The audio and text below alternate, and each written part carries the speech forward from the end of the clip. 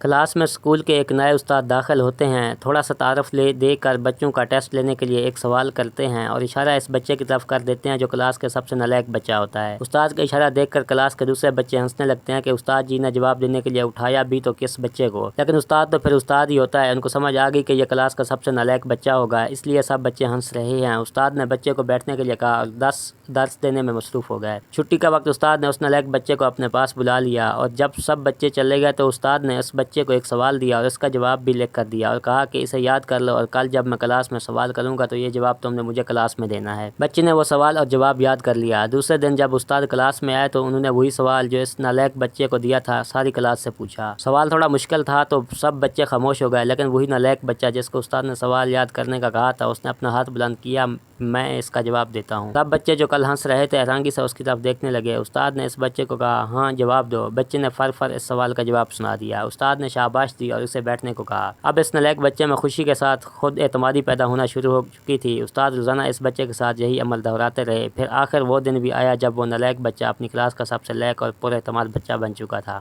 اس سے ہمیں یہ سبق ملتا ہے کہ بچوں کی نفسیات سمجھ کر اگر ان کو ٹریٹ کیا جائے تو ہر بچہ اس معاشرے کا قابل فرد بن سکتا ہے۔